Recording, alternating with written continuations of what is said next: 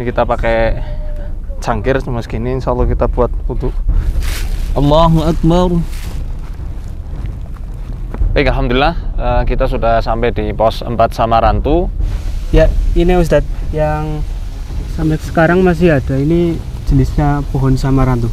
Ini pohonnya ya? Ya, ini. Nah, ini teman-teman yang dinamakan pohon Samarantu.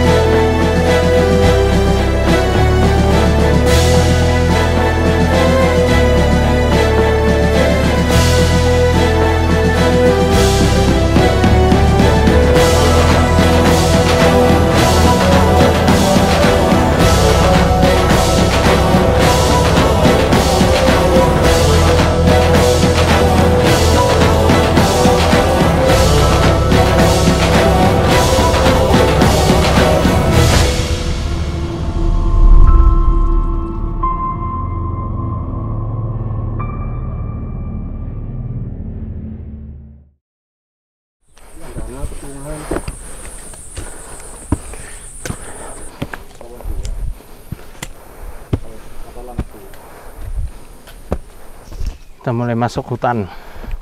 Dari tadi udah sih sebenarnya ya.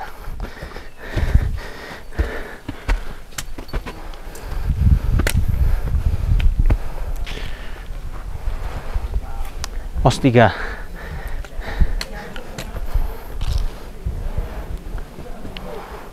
Di perjalanan menuju pos 3, ternyata Mas Fadil mengalami kram otot sehingga kami harus beristirahat di pos bayangan 3, dan disitulah Mas Fadil diterapi oleh Pak Norlan. Ini kita pakai cangkir cuma segini, insya Allah kita buat wudhu. Rasulullah Shallallahu Alaihi Wasallam pernah bersabda, "Sayakunu fi hadhil ummati qaumun ya'taduna fi tuhuri wad du'a."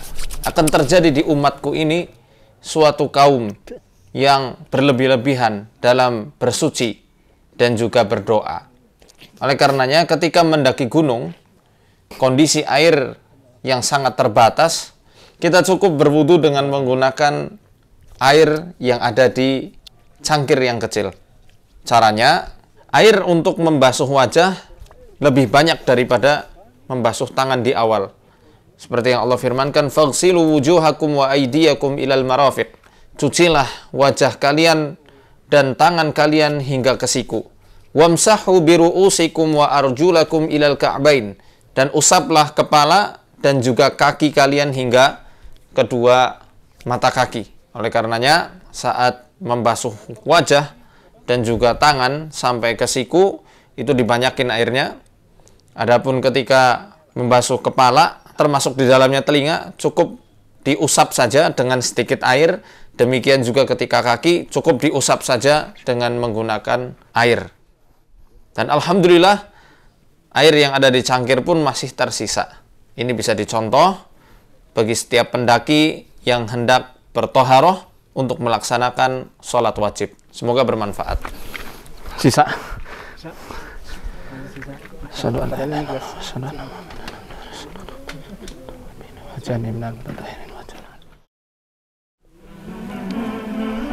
Sami Allahu liman hamidah. Allahu Akbar.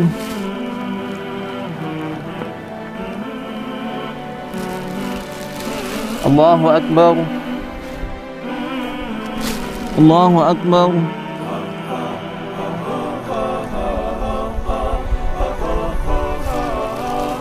Allahu Akbar.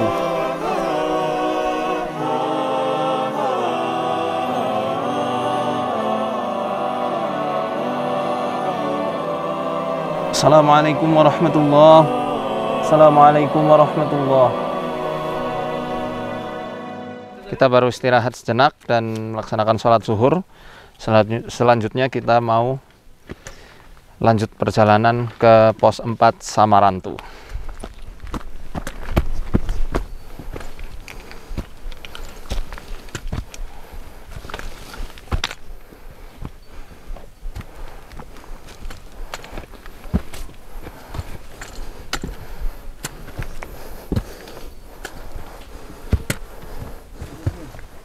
Saya udah mulai berubah nih teman-teman, hampir ke pos 4.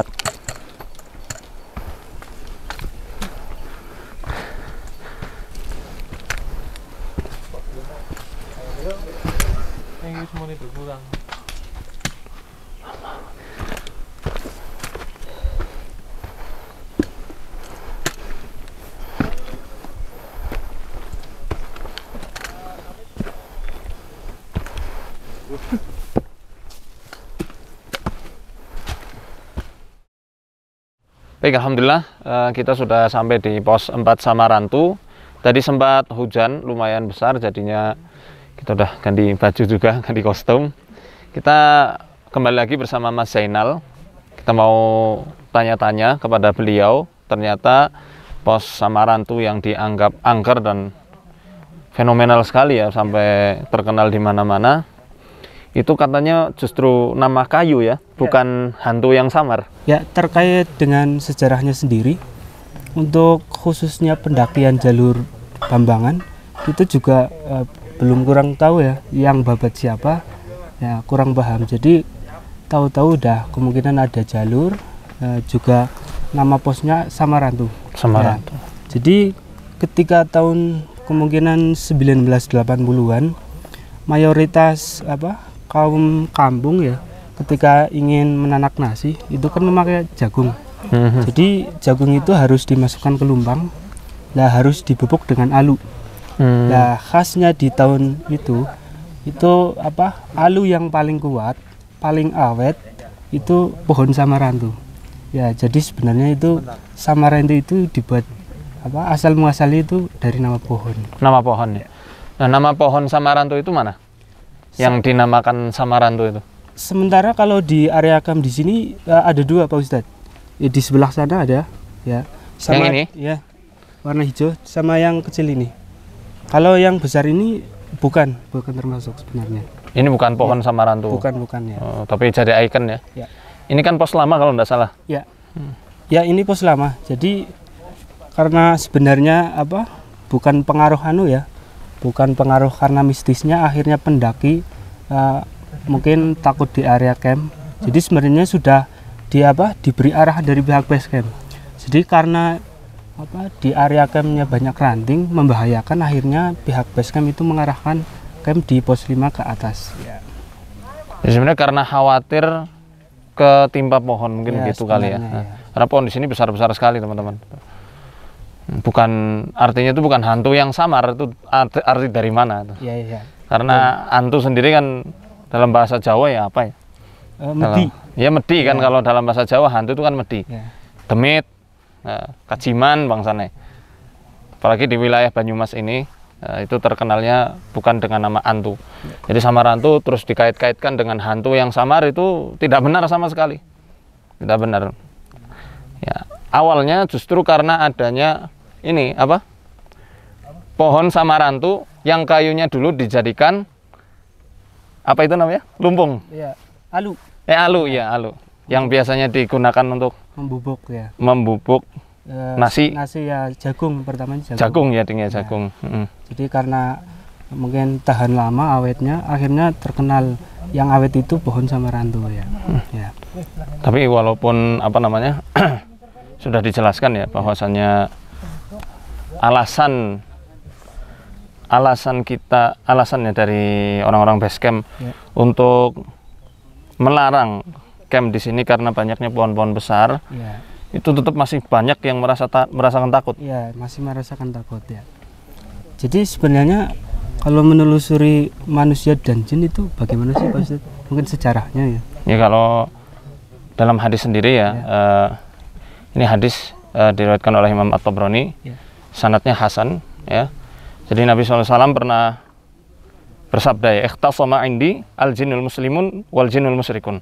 Pernah berdebat ya di hadapanku jin yang muslim dan jin yang musyrik. Kemudian wasa'aluni an uskinahum. Kemudian mereka itu meminta kepadaku untuk menempatkan mereka di mana mereka harusnya tinggal. Itu. Ya. Wasakantuhum al-jin al-muslimin ya, al-julsa. Ya. Kemudian aku menempatkan tempat tinggal bagi jin yang muslim ada pada al-juls. Al-juls nanti kita bahas apa itu yang dimaksud al-juls. Adapun yang jin musyrik ditempatkan Rasul SAW pada al-ghaur. Al-ghaur. Ya, jadi dalam bahasa Arab yang dimaksud al-julsa itu al-jibal wal qura. Jadi sebenarnya yang tinggal di gunung-gunung, di bukit-bukit, ya kebanyakan jin yang muslim. Sebagaimana yang dijelaskan oleh Nabi SAW. Mereka jin muslim. Adapun al-qura, ya, al-jibal wal qura. Qura maksudnya adalah kampung-kampung. Jadi jin muslim itu kadang-kadang memang tinggal di atap-atap rumah manusia. Adapun yang musyrik ditempatkan pada al-ghaur. Al-ghaur itu seperti palung, cekungan, ya, yang terletak kadang-kadang ada di jurang lah ya, kalau bahasa kita itu jurang-jurang yang ada di pegunungan ataupun palung laut. Yang apa? Sangat dalam sekali. Nah, itu yang ditempatkan oleh Rasul SAW. Makanya kalau misal nih ada pendaki yang kok kesurupan, sebenarnya bukan salah dari jinnya. Jangan-jangan manusianya. Dia jaga sholat atau tidak? Oh iya ya. Kalau muslim lah ya. Kalau muslim. Nah, dia jaga sholat atau tidak? Jaga adab enggak? Atau teriak-teriak seperti hewan? Ya. Atau kemudian bicara sembrono atau enggak? Ya. Adab-adab seperti itu bukan karena kita takut sama hantu, bukan. Ya. Tapi karena menjaga etika selaku kaum muslimin. Ini harus diketahui juga oleh teman-teman sebenarnya yang hobi mendaki begitu ya. Nah, dan apa? Kebanyakan yang kita temui nggak hanya di gunung aja sih, di tempat-tempat yang bahkan dianggap angker pun yang sering kesurupan itu ya kebanyakan justru orang-orang yang pertama dia pernah dituruni ilmu-ilmu turunan dari leluhurnya, ya, atau pernah belajar ilmu-ilmu kanuragan, kesenian yang kerja sama-sama bangsa jin, kan yang mendem itu loh. Itu bisa mempengaruhi cepat kena gangguan. Bisa mempengaruhi, karena orang yang sudah kebuka itu kan pasti akan mudah, ya, seperti ada pusaran tersendiri sehingga dia mudah untuk diganggu oleh mereka. Ya. Jadi kalau misal pun ya ada di antara teman-teman ya yang merasa sudah ngaji datang ke sini kemudian malah menghina-hina, misalnya menghina-hina makhluk yang di sini, nggak boleh juga ya.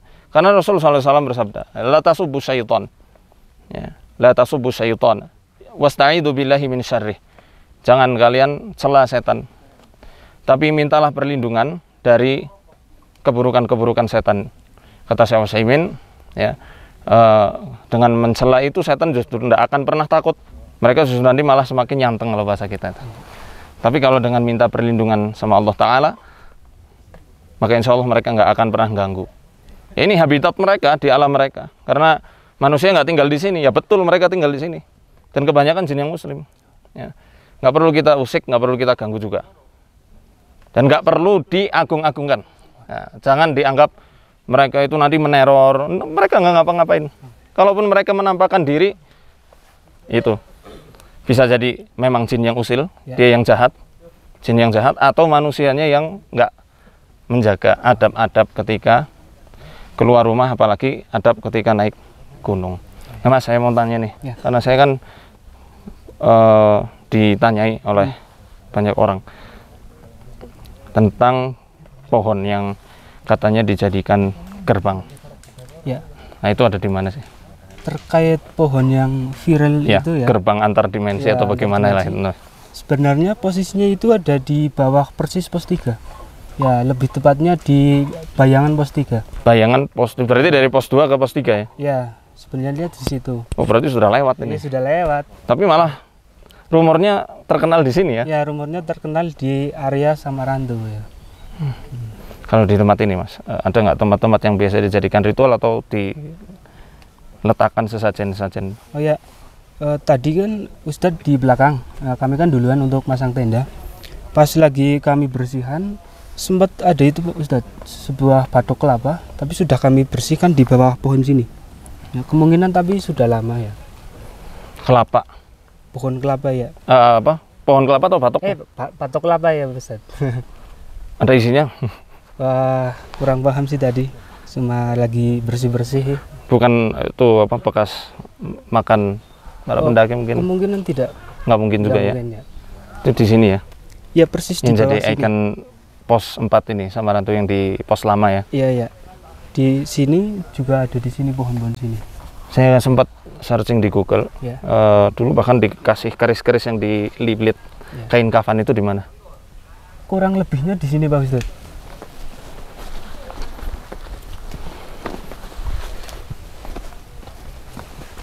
Tepatnya di sini. Jadi yang ada di Google itu di sini, di pohon ini. Kurang lebih di sini ini. Ya. Karena mungkin sudah lama ya, jadi sudah lama sudah dihindari. Kemarin kan sebenarnya jalurnya yang jalur lama ini, tapi karena ada pohon tumbang, akhirnya jalurnya dialihkan ke sebelah kanan. Ya. Nah, kalau kita menghadap ke arah timur, jadinya akhirnya tadi di sini itu masih ada rumputan banyak. Dibabat ini sama timnya Mas Zainal. Jadi kalau ada yang mau nginep di pos 4 ya bisa di sini bekas kita. Itu rokok apa sesaji juga bukan? Kemungkinan bisa Pak Ustadz. Itu ada rokoknya itu.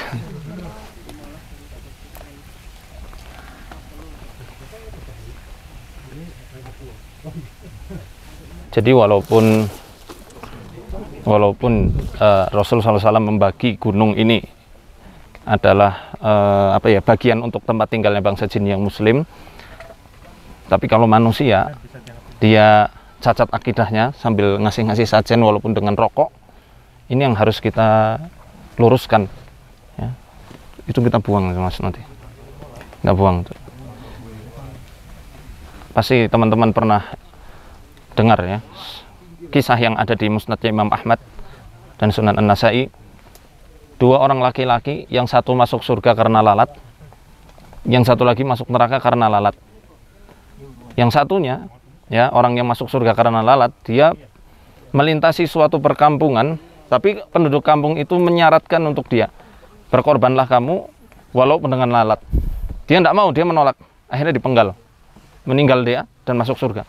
Yang satu lagi karena takut, dia akhirnya mitas lalat dengan niat mengorbankannya kepada selain Allah Ta'ala, kepada jin, kepada yang bau raksa, kepada berhala-berhala mereka. Akhirnya dengan perantaraan lalat yang dia pitas untuk mengorbankan, untuk dijadiin sesaji, akhirnya dia mati dalam keadaan dia itu musyrik dan masuk neraka. Itu lalat, hewan yang mungkin menjijikan oleh sebagian kalangan kita ya Mas, sering ngerumuni kotoran dan lain sebagainya, bangkai kotoran dan lain sebagainya. Apalagi yang bernilai kebo, kambing, apa makanan dengan rampenya sampai rokok-rokok seperti itu tidak boleh. Ya. Tidak boleh sebenarnya itu. Tidak boleh, dalam Islam jelas itu terlarang, sangat-sangat terlarang. Nah, ini untuk memahamkan bagi kaum muslimin, kita tidak membenturkan antara adat dengan agama, ya. Tidak ada urusannya dengan itu. Karena akidah yang tentu hal ini kita peruntukkan untuk saudara-saudara se-Islam. Bagi yang bukan Islam nggak usah tersinggung, karena ini konten untuk kaum muslimin. Ya. Nah, ini tentang sekelumit tentang Samarantu, justru malah yang jadi pohon yang menghubungkan antara dunia manusia dengan mereka, sehingga menjadikan pendaki itu kadang-kadang hilang, itu ada di pos Bayangan 3, bukan di Samarantunya. Ya. Cuma sayangnya tadi ketika kita kesini nggak ngeh. Ya. Maka insya Allah besok setelah turun, ya semoga tidak lupa ya, nanti kita ambil di mana tempatnya ya Mas ya. Insya Allah.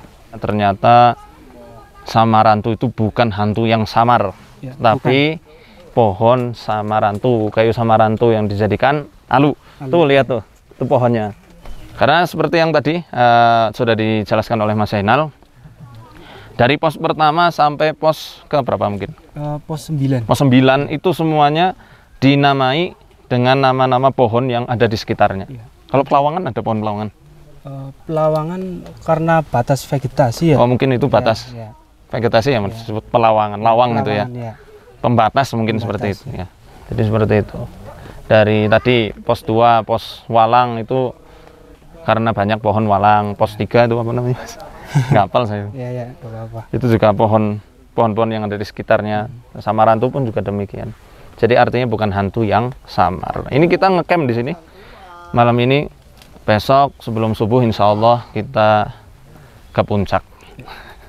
Ya itu bonus lah ya, semoga Allah menguatkan kita semua. Insya Allah. Karena itu teman-teman udah pada kedinginan, lihat.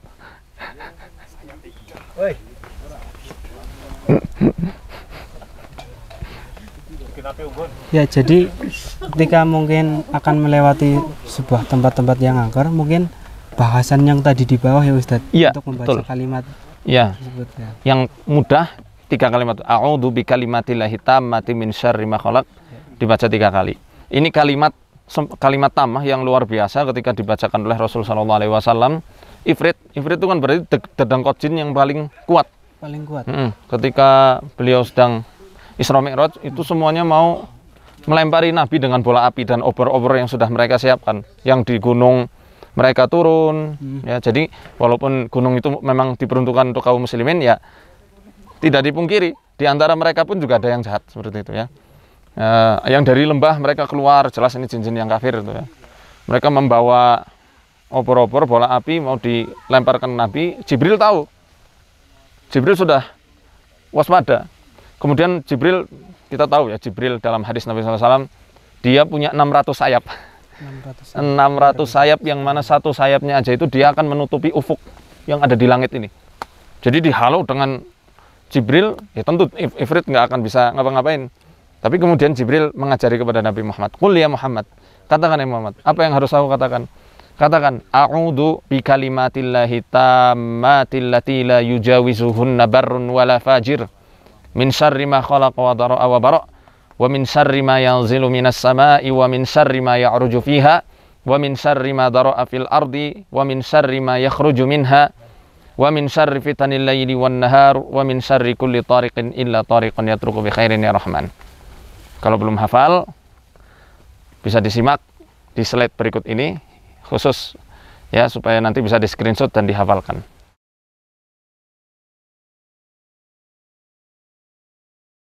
Nah itu seketika itu juga kocar kacir jin yang ada di situ semuanya. Sebenarnya Mas, kalau kita keluar rumah, kemudian kita baca Bismillahi tawakkaltu 'alallah la haula wala quwata illa billah, ya, maka saat itu akan diseru oleh para malaikat. Ya. Hudita kufita wukita, kamu telah dicukupi, kamu diberi hidayah, diberi petunjuk oleh Allah, diberi kecukupan di dalam segala keperluanmu oleh Allah, dan akan dilindungi dari kejahatan-kejahatan makhluk. Fatatanahalahu syaiton, maka setan yang tadinya mau ganggu itu semuanya menyingkir karena orang itu sudah dilindungi sama Allah. Jadi ketika keluar rumah, setan-setan ngerti nih, orang ini sudah baca Bismillahirrahmanirrahim tawakkaltu 'alallah. Dia nggak berani untuk mendekat. Sampai dalam hadis riwayat Abu Daud, setan ini mengatakan kepada teman-teman yang lain, ya, kaifa laka bi rajulin, ya, hudiya kufiya wa wuqiya. Bagaimana mungkin kamu bisa mengganggu seorang laki-laki yang telah diberi petunjuk oleh Allah, dicukupi oleh Allah Ta'ala, dan telah dilindungi oleh Allah. Jadi setan nggak punya celah. Itu doa yang dari TK kita hafal. Tapi manfaat dan hikmahnya luar biasa, karena ini disunahkan Nabi Shallallahu Alaihi Wasallam. Ketika kita membaca ini, setan-setan insya Allah nggak akan mengganggu. Kalimat apa Ustaz? Bismillahi tawakkaltu 'alallah la haula wala quwata illa billah. Ya, jadi mungkin poinnya sudah ada arahnya semua ya Ustaz? Sudah, semua ada. Semua sudah ada arahan dari Rasul Shallallahu Alaihi Wasallam supaya tidak tersesat, tidak terpeleset ketika mendaki. Ini khusus mendaki ya. Tidak dijahili sama makhluk halus. Doa-doanya sudah lengkap sekali. tidak dipungkiri berarti wilayah gunung memang tempatnya mereka beristirahat. Tempat mereka betul. Walaupun kita khalifah, mereka punya tempat, mereka punya hak juga. Ya, mereka punya hak. Kita nggak boleh ganggu, nggak boleh jumawa, jangan mencela mereka, tapi juga jangan mengagungkan mereka dan melahirkan mitos-mitos atau dongeng-dongeng yang tidak benar yang dapat mengikis akidah dan tauhid masyarakat. Ini kuncinya di sini aja. Nah, batasnya ini. Ya, kita memang nggak takut sama mereka, nggak boleh takut juga. Ngapain, mereka makhluk Allah juga. Tapi jangan berikan sesajen. Kita nggak boleh ganggu, tapi jangan terlalu parno sama mereka. Seakan-akan kalau misal di samaran tuh nanti akan celaka atau apalah, diganggu sama jin lah. Enggak. Mereka baik. Mereka insya Allah baik. Karena kita berdasarkan apa yang disampaikan Rasul, mereka itu muslim sebenarnya. Muslim. Mungkin maaf yang diganggu dan dibikin kesurupan datang ke sini dengan niat yang mungkin tidak benar. Itu tadi kata-kata yang nggak dijaga, atau mungkin pacaran dan lain sebagainya lah. Ini sekali lagi bagi pemuda-pemudi muslimah, muslim dan muslimah yang sering mendaki, adab-adab ini harus dijaga dengan sebaik mungkin. Jadi memang gunung ya tempat mereka. Tempat mereka. Tempat mereka, nggak hanya gunung aja sebenarnya, banyak tempat-tempat yang lain. Tapi kalau untuk jin yang musyrik, yang kafir, seringnya tinggalnya di lembah atau di jurang-jurang, bukan justru di gunungnya, bukan di gunung ya. Wallahu a'lam bishawab. Ya, ini Ustadz yang sampai sekarang masih ada, ini jenisnya pohon samarantu. Ini pohonnya ya? Ya, ini. Nah, ini teman-teman yang dinamakan pohon samarantu.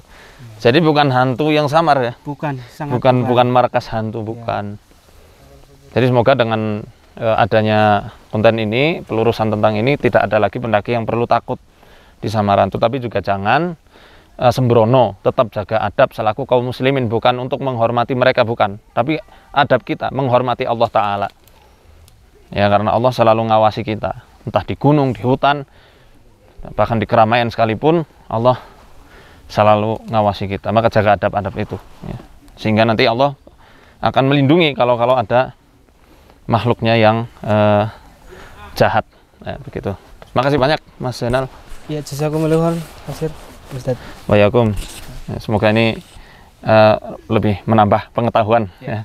Ya, ini lihat nih, kanan kirinya pohonnya besar-besar, jadi ya memang bahaya mungkin ya kalau untuk jadi bahaya untuk arankan. Lebih disarankan ngecamp di pos 5, 6 sama 7. Jadi juga meringankan untuk sampai ke puncak paginya, nggak terlalu jauh ya. Siap. Ya. Semoga kita nanti juga ringan. Ya, Allah, amin. Baik, kita mau ngopi-ngopi dulu. Ya. Makasih banyak Mas Zainal. Ya. Saksikan terus perjalanan kami di Gunung Selamat.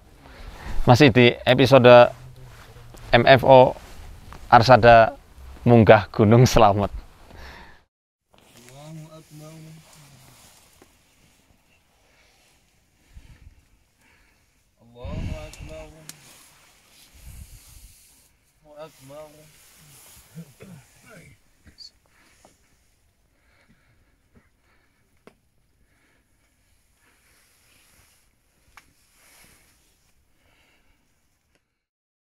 Saat ini jam 2 dini hari di pos 4 Samarantu. Wah, dingin banget ya teman-teman. Ini saya berada di depan pohon yang jadi ikon pos 4 Samarantu di pos lamanya, ya. Kita mau sedikit ngaji lah ya di tempat ini.